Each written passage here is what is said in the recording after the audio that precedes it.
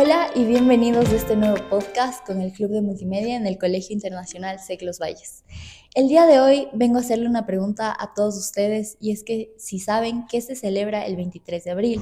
Pues ese día se celebra el Día del Libro.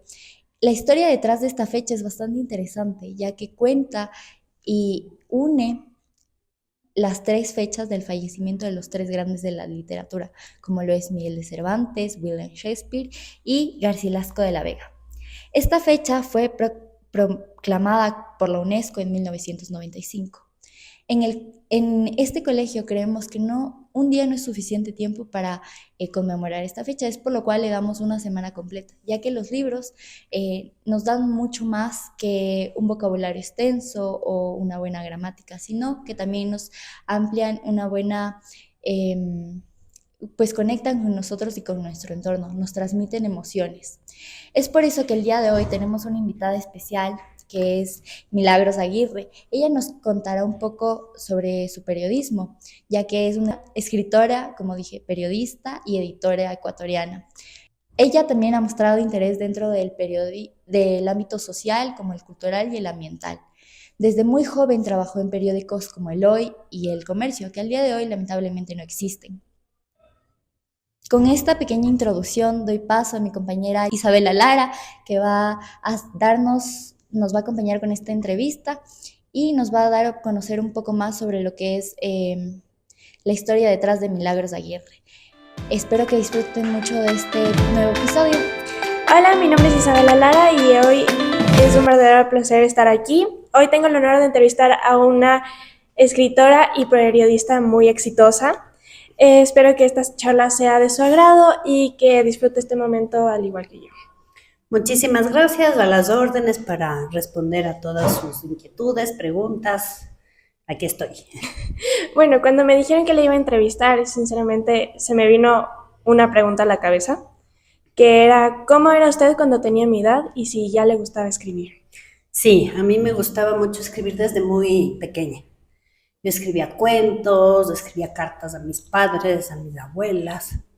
Y cuando tenía tu edad, yo estaba en el club de periodismo del colegio, estaba en el colegio americano y estuve, creo que era la más pequeña del club de periodismo, estuve desde que estaba en segundo curso. Ahora eso es, que noveno, sí. Bueno, desde que estaba en segundo curso hasta que terminé el colegio. Y cuando terminé el colegio, el club de periodismo había hecho una alianza con el diario Hoy y se había formado un club de periodismo intercolegial. Y empezamos a hacer algunas pruebas de escritura, de escritura y de publicar algunas cosas en una pequeña revista que tenía el diario Hoy, ya como club de periodismo intercolegial. Me parece muy interesante, es algo que también nosotros hacemos. Pero bueno, ¿recuerda algún momento específico en su infancia que como que le marcó para poder escribir, ser periodista? Sí, recuerdo muy claramente y recién hace un tiempo estaba escribiendo justo sobre eso. Mi madre trabajaba en UNICEF y manejaba un proyecto en UNICEF que se desarrollaba en Chimborazo, en Guamote. Era un proyecto que consistía en generar, digamos, en trabajar con la comunidad de Guamote, formando madres cuidadoras, que consistía en que estas madres cuidaban a los niños de otras de las madres que estaban trabajando. Entonces mi mamá nos llevó una vez a mi hermano y a mí, yo debo haber tenido unos 11 años, acaso, nos llevó a conocer estas comunidades donde ella estaba implantando este proyecto. Y a mí eso es como que se me abrió un mundo así porque nunca había conocido el páramo, las chocitas, me encantó lo que hacían las señoras, veía con mucha curiosidad lo que hacían estos, o sea, cómo les trataban a los niños, me llamó la atención la comida, me acuerdo que nos dieron cuy, nos dieron papas, cosas que para mí eran muy ajenas, pues, ¿no? Y regresé tan conmovida, que me puse a escribir. Y escribí el detalle de todo lo que había visto, de las señoras, de los niños, del paisaje, el frío que hacía en Guamote. Ahí vi llamas, vi animales, las gallinas, o sea, todo lo que era el campo y eso. Y me puse a pensar qué problemas, qué necesidades tienen esas personas. Y yo creo que esa fue como mi revelación. O sea, esa cosa de poder ir al otro, ir a conocer el mundo del otro. Y yo siento que ese fue el momento en el que yo decidí que lo que iba a hacer es eso. Entonces no hubo alguien que le haya como inspirado, alguien que le dijo, mira, me gusta hacer esto, y usted dijo, wow, yo quiero hacer esto. No, yo creo que fue más bien con esa necesidad de contar lo que yo estaba viendo. Tuve buenos profesores de literatura, de historia en el colegio que un poco me animaban porque veían que yo escribía, ¿no? Entonces, como yo escribía, me animaban. Tenía un profesor que ahora ya tiene 80 años y todavía nos escribimos cartas. Es un profesor que es novelista, él escribe novelas, vive ahora en Europa. Y, y yo me acuerdo que él me daba su primer libro, yo le compartía algunas crónicas que escribía, pero yo creo que mi momento de revelación donde yo quería ser la persona que cuente de la realidad que estaba viendo y la transmita a otros fue ese momento en el páramo de Chimborazo en Guamote. Ahí yo sentí como decir, no sé cómo se llama eso, pero es como una especie de llamado. Yo tengo que meterme en otras culturas, tengo que escribir sobre otras personas, tengo que contar esa realidad. Eso fue para mí. Sí, hablando de ese tema, yo cuando estaba investigando noté que usted escribió mucho de la Amazonía, sobre los pueblos indígenas. ¿Por qué nació ese interés? A ver, ese interés como, a ver, yo trabajé 12 años en el diario El Comercio. Y yo manejaba en el diario El Comercio unas entrevistas dominicales. Y siempre tenía que tener un personaje para la entrevista. Y a veces decía, ¿y ahora quién entrevisto? No tengo personaje. Y un día, escuchando en la radio, le escucho al periodista Diego Oquendo entrevistando a un misionero capuchino que se llamaba Miguel Ángel Cabo de Villa, se llama pues, Miguel Ángel Cabo de Villa. Y le empiezo a escuchar y él estaba relatando la muerte de Monseñor Alejandro Lavaca, que es un hecho que yo también había escuchado de más niña, ¿no? Que le mataron los indígenas con lanzas. Y yo le empiezo a escuchar y digo, este es el personaje al que le voy a entrevistar. Entonces llamé a Diego Oquendo, le digo, ¿dónde le consiguió a este curita? Yo quiero entrevistarle, no sé qué. Y me dio el número, yo le llamé a este hombre que estaba esos días en Quito y la entrevisté. Y claro, en la entrevista salí totalmente alucinada, yo no conocía nada de la Amazonía, había escuchado el tema de Alejandro Lavaca, pero este personaje al que yo estaba entrevistando me contó tantas cosas y es como que me hubiera ido jalando, ¿no? Entonces me contó de los pueblos sin contacto que viven en la Amazonía. Bueno, entonces hice una bonita amistad con él y me acuerdo que él un día me llamó y me dice, mira, ahora se están graduando los primeros bachilleres secoyas en un colegio a distancia que tenemos. ¿No te gustaría sacar algo en tu periódico, tal vez? Ya bueno, no es mi periódico, pero puedo consultar con mis jefes a ver si me dejan hacer esa cobertura. Y entonces fui y hice la cobertura de los primeros bachilleres secoyas que se graduaban en la Amazonía. Y también aluciné, porque ahí sí ya conocí el río, conocí la selva, y poco a poco me fui metiendo más en ese mundo hasta que decidí renunciar al periódico y me fui a trabajar con los misioneros capuchinos en la investigación esta de la tala ilegal de madera en el Yasuní, que esa fue como la primera investigación sobre ese tema. Y como ahí ya pasé 12 años, pues esos 12 años los dediqué a escribir de ese entorno, digamos. Entonces le influyó mucho en su vida cotidiana, o sea, como que de pasar a estar acá, a ir a pueblos indígenas, estar en la Amazonía, ver lo que pasaba y todo eso. Claro, evidentemente eso creo que me cambió la vida, porque además Me pasó una cosa también, no sé, hay momentos de la vida de uno que son como revelaciones, ¿no? A mí me pasó, yo en el comercio ganaba súper bien, era editora de cultura, tenía un prestigio, era jovencita, pero tenía un prestigio, y a la gente me conocía y todo, pero un momento dado era como que hubiera perdido mi identidad. O sea, iba a algún evento de teatro, por ejemplo, y en vez de disfrutar de la obra de teatro, me decían, ay, tú eres Milagros del Comercio y nos vas a sacar una nota. Entonces era como que había perdido mi apellido, era Milagros del Comercio. Entonces estaba como aburrido, o sea, es como que ya me aburrí de eso. Y cuando llegué a la Amazonía, también lo primero que me acuerdo, con mucha,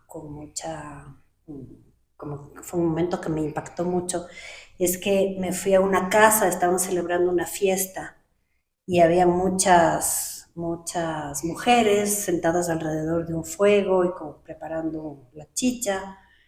Y las mujeres se hicieron amigas mías sin saber ni mi nombre, ni mi apellido, ni si era periodista, ni si estaba en el comercio, ni nada. Entonces como que me volví a sentir yo misma.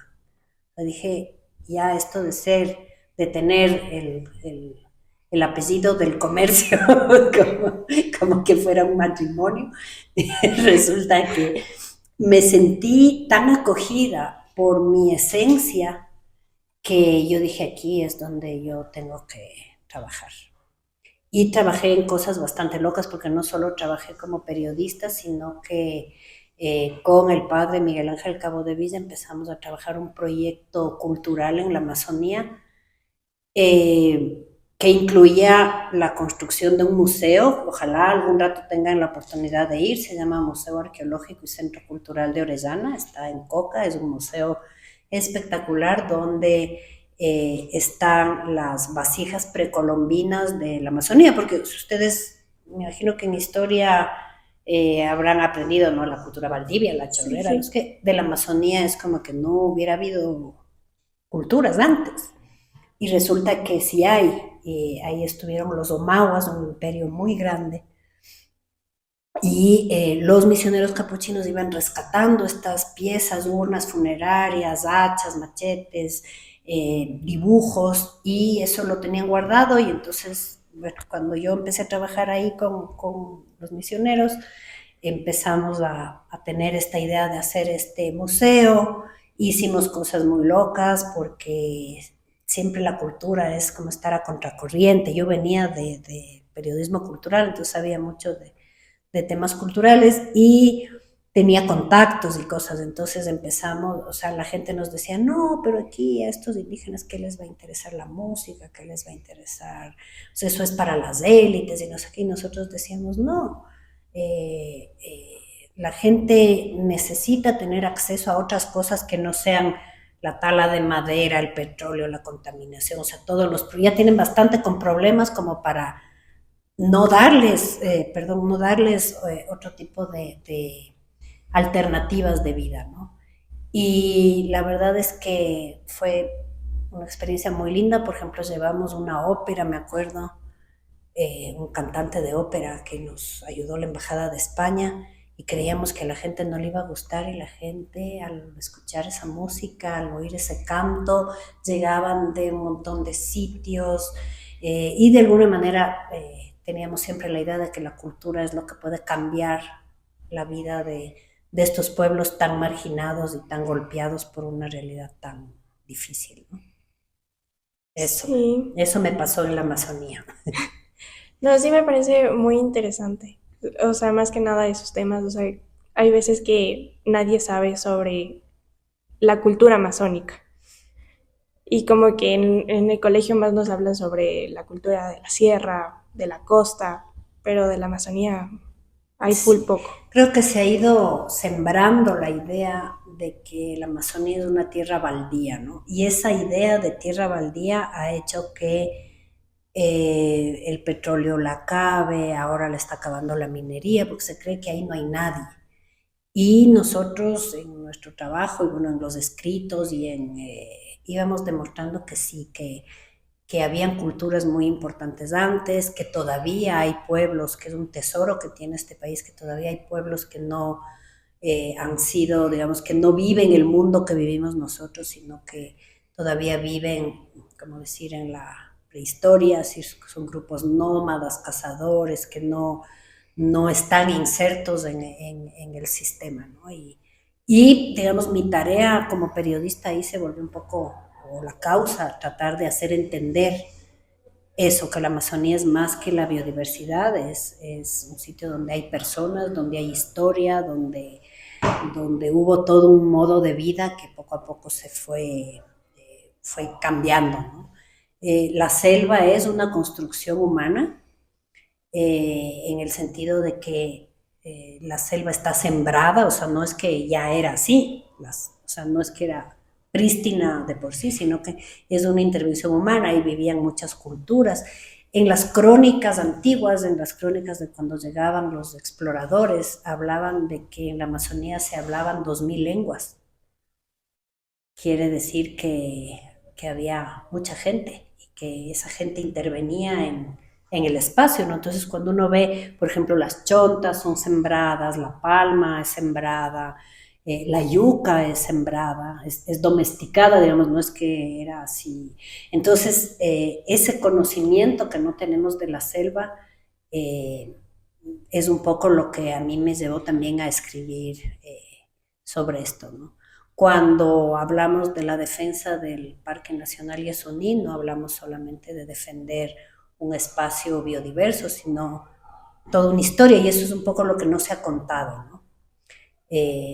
Hay toda una historia, como les digo, si habían 2000 lenguas en la Amazonía, quiere decir que había muchísima gente, y que esa gente se extinguió por enfermedades, por peleas internas, por las pestes que traía la conquista. Hay una historia bonita de un fraile de la colonia que escribe que cada que visita una comunidad, o sea, que él llega y está la gente enferma y entonces se pone a sanar gente, va a la siguiente y hay más gente enferma y a la siguiente más gente enferma y se moría en el camino. Resulta que él, sin saber, llevaba la peste, ¿no? O sea, que donde él iba enfermándose la gente y moría. Y él no entendía por qué había tanta gente enferma y es que él iba llevando la peste. Entonces, estos pueblos se extinguieron y aún hay vestigios cada que hay una crecida del río y luego una bajada del río y derrumba la tierra, el río Napo, asoman unas funerarias de estas culturas de los Omaguas que eran tan, digamos, tan exquisitos. Y si uno un poquito más en la historia, va a encontrar piezas iguales a las que encontramos, porque también encontré algunas que están ahí en el museo, de las piezas arqueológicas de lo que es hoy el Ecuador, hay unas muy similares en la cultura Marajó del Brasil, lo que mostraría que eran un imperio bastante grande y que la selva era muy poblada. Bueno, me parece muy interesante, perdón. Pero a ver, como periodista, ¿ya? ¿Cuál ha sido el reportaje o cobertura que más le ha impactado o cambiado su perspectiva? Ay, eso es un poco más difícil. Creo que el tema de haber escrito sobre esto de los pueblos no contactados. Yo creo que no hay periodista que haya seguido un mismo tema durante tantos años como hice yo. Yo seguí ese tema 20 años, porque, digamos, cuando estaba yo en el comercio y empecé a interesarme en estos temas de la Amazonía, hubo una matanza. Guerreros de guaraníes mataron a sus vecinos, digamos, a un grupo de tagaeris, taromenanes.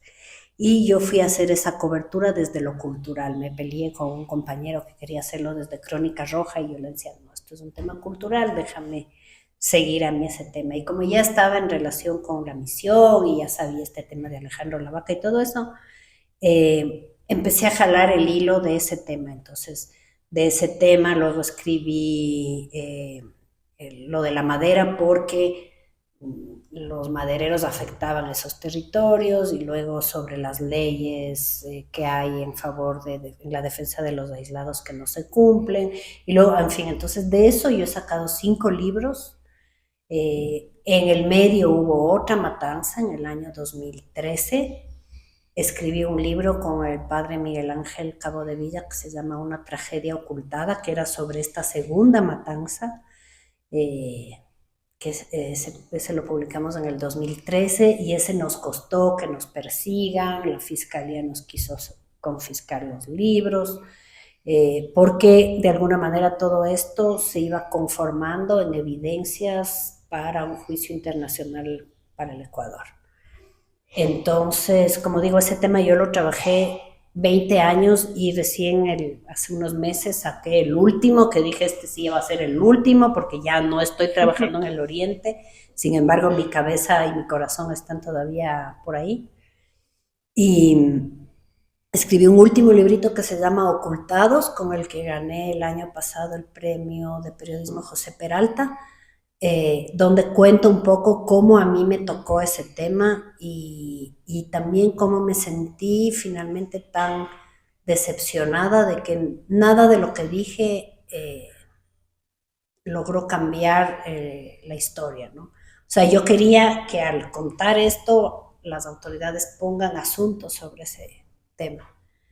Y poco a poco me di cuenta que era yo una voz solitaria que seguía insistiendo en ese tema, que era un tema que a la final a muy poca gente le preocupa o le importa, ¿no? Escuchando eso, recuerdo que cuando estaba investigando un poco, usted había dicho que periodismo debería estar relacionado con los derechos humanos. Sí, yo creo firmemente eso. Es decir, creo que el periodismo es una de las vías para hacer respetar esos derechos, para escribir sobre esos derechos, para insistir y concientizar a la ciudadanía, al poder de que existen los derechos humanos. Digo esto en un momento que creo que es muy especial en el mundo porque ahora es como que vivimos el tema de los antiderechos, ¿no?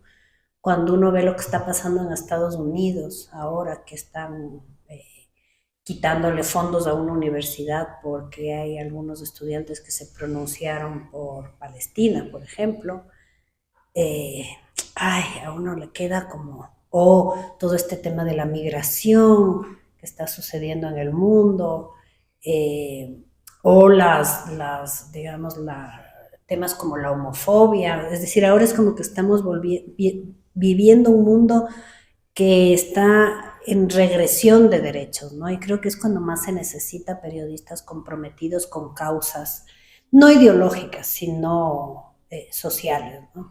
Es decir, si un periodista es testigo, por ejemplo, de cómo no sé, cómo ¿cómo se dice? Cómo le deportan a una cantidad de venezolanos por el hecho de ser venezolanos, por ejemplo, o por el hecho de tener tatuajes sin saber si son o no delincuentes, etcétera. ¿Quién, si no la prensa, puede decir que ahí hay una injusticia? Si la prensa no dice nada, nunca se va a saber la injusticia, ¿no?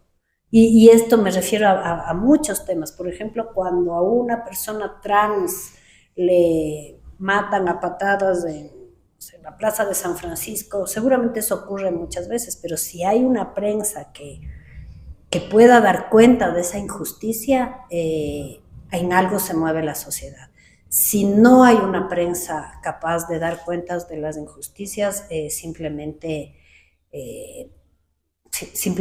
seremos como parte de ese engranaje de la comunicación. Sí, o sea, yo también pienso lo mismo. Ustedes, los reporteros, son como la voz de los que no pueden hablar.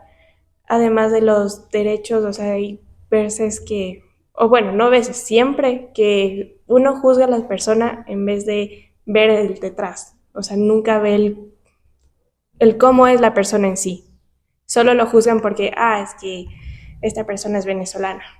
Y no tiene nada que ver. Claro. Por eso creo que es importante el papel del periodismo, ¿no? Bueno, es también un papel que tiene la sociedad siempre, ¿no? De, como les decía en la charla, de calzarse los zapatos del otro. Creo que eso es muy importante porque uno a veces sí, uno juzga sin saber, o juzga por ideología, o juzga o condena sin más. Pero el periodista tiene una herramienta que me parece indispensable, que es la curiosidad y la duda. O sea, el no creerse todo lo que le dicen, ¿no? Incluso lo que le dicen las fuentes, porque puede haber fuentes interesadas, ¿no? Entonces uno tiene que dudar siempre, tratar de comprobar las cosas que escribe, pero sobre todo dudar. Yo creo que la duda, la curiosidad son las principales herramientas del buen periodismo. En los tiempos actuales es difícil hacer buen periodismo por, porque hay muchísima noticia falsa y porque hay muchísimas voces y hay que distinguir. O sea, cuando uno entra a una red social, por ejemplo, es como entrar a un estadio donde todo el mundo grita a la vez, ¿no? Y entonces es como, ¿cómo distinguimos esos gritos? ¿No? Porque una cosa es que todo el mundo tenga derecho a tener voz y otra cosa es, digamos, cómo distinguir las voces, no voy a decir certeras porque cada persona tiene su propia verdad, pero cómo distinguir las voces sensatas de las que no lo son. ¿Sí? Porque finalmente todo el mundo tiene su razón para gritar y entonces cuando uno entra a los Twitters o a los Facebook, eso lo que ves comentar en esas transmisiones que hacen a veces por redes y que la gente comenta cualquier cosa, dentro de esa multitud de voces hay unas que son como oír a los perros ladrar, cuando uno oye una jauría de perros ladrar, pero hay voces ahí que uno tiene que tratar de distinguir cuáles son como las sensatas, las que nos pueden llevar a ser mejores personas, sí, mejores como sociedad. La verdad es que sí, por eso es el dicho del nunca juzgues un libro por su portada. Así es. Pero bueno, para finalizar, esto más es una pregunta que en serio yo quiero saber porque a mí me gusta mucho este tema, el tema de escribir, el tema del periodismo. ¿Qué le diría a un adolescente que sueña con escribir o ser periodista? Que lo haga, que escriba. El periodismo tiene su disciplina y la escritura tiene su disciplina. Entonces, yo creo que el que quiere escribir debe escribir y escribir y escribir y debe observar mucho y seguir escribiendo, ¿no? Ese es el consejo que le puedo dar a alguien que quiera ser periodista. Primero, que observe mucho, que se sensibilice ante el mundo, que se despoje de prejuicios y que escriba. No es bueno escribir desde los prejuicios, no es bueno escribir desde la ideología, es bueno como un poco como lo que les decía antes, ¿no? Hay un momento dado en mi carrera que yo estaba, como decir, en el top, ¿ya? Era jefa de una sección, tenía gente a la que ordenar, estaba en la mesa editorial, pero me faltaba algo y lo que me faltaba es justamente lo que encontré luego en la Amazonía, es el empezar a, digamos, el ver más allá de mi mundo, ¿no? El enterarme de lo que estaba pasando en la realidad. Este país tiene 1000 historias por contar y 1000 historias por transformar. Y yo creo que el periodismo es una bonita manera de transformar al que lee. Yo nunca escribí para que alguien me lea. O sea, siempre escribí porque yo tenía esa necesidad de expresar mi frustración, el desencanto que me daban algunas cosas, mi alegría, la necesidad de decir lo que le estaba pasando al otro, la necesidad de hablar de las injusticias. Entonces yo como digo, no escribía para tener likes, nunca he escrito ni para tener likes ni para vender libros, era una manera como de sacar mi conocimiento sobre una realidad y ponerla al servicio de los demás. Esa es básicamente mi consejo, ¿no? No escribas para que te digan qué bonito que has escrito, escribe porque tienes que decir que algo te incomoda de la sociedad. Si a uno no le incomoda nada, es difícil ser bueno en esto, ¿no? Creo que para ser bueno en esto hay que, como digo, observar mucho y salirse un poco de uno para pensar en lo que, y para vivir lo que está viviendo el otro. Sí, la verdad sí lo comparto, sí, yo cuando escribo, porque sí he escrito, me gusta mucho expresar lo que yo siento, lo que a mí me parece. O sea, no es porque quiero escribir para que alguien lo lea o para que alguien me diga, oye, está muy lindo lo que escribiste. No, es para mí, es para yo poder expresarme. Sí, y tampoco hay que escribir para convencer. O sea, yo creo que hay que escribir para mostrar al otro, ¿no? No creo que uno, o sea, al menos en algún tiempo sí creía eso, ¿no? Que yo si escribo tanto sobre el Yasuni voy a convencer a la gente de que, y les voy a convencer a las autoridades de que paren el petróleo, por ejemplo. El rato sé que mi voz no es suficiente para eso, ¿no? O sea, no escribo para convencer, pero sí escribo porque a mí me está molestando el tema, porque a mí me preocupa el tema, porque a mí me preocupa la selva, me preocupa la biodiversidad, me preocupa la gente. Y si ahí en el camino le convenzo a alguien, bien. Si no le convenzo a nadie, por lo menos no me he quedado callado, ¿no? Y creo que eso también es importante, no quedarse callado. Sí, la verdad es que sí. Pero bueno, de verdad ha sido un gusto conversar con usted. Espero que haya disfrutado mucho este momento, que le haya gustado, que se haya sentido muy cómoda. Sí, sí, muchísimas gracias. Te agradezco mucho por la conversación y nada, estoy a las órdenes para lo que necesiten. Y bueno, eso ha sido todo por hoy. Espero que hayan disfrutado tanto como yo este momento. Y bueno, nos vemos en la próxima. Gracias. Y bueno, con eso llegamos al final de este especial por el Día del Libro. Sí, la verdad que fue muy chévere poder entrevistar a Milagros Aguirre, escritora y periodista ecuatoriana. La verdad que nos dejó mucho de qué sentir sobre el tema de escribir con el corazón. Claro. A veces uno solo piensa que pues los libros solo son por obligación, escuelas, trabajos, pero después nos damos cuenta de que también nos pueden acompañar y enseñar cosas que de verdad nos van a ayudar en la vida. Sobre todo también nos pueden hacer sentir menos solos. Sí. Además que el hecho de que sea de nacionalidad ecuatoriana tiene mucho que decir porque eso nos dice como talento ecuatoriano. Así que ya saben, si no tienen el hábito de leer, pueden empezarlo ahorita. Y si ya tienen un libro favorito, pueden compartirlo. Antes de cerrar, queríamos felicitar a los ganadores del equipo de fútbol sala. La verdad que fue un partido muy tenso y muy espontáneo.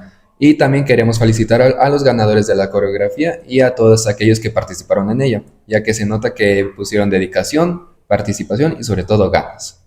De verdad que sí. Felicitaciones a todas y a todos. Y bueno, atentos porque ya se viene el festival de fin de año, que de seguro va a dar mucho de qué hablar. Así que prepárense porque de seguro va a estar increíble. Gracias por escucharnos y espero que hayan gustado de este podcast tanto como nosotros. Eso ha sido todo. Nos vemos en el siguiente podcast. Chao, chao.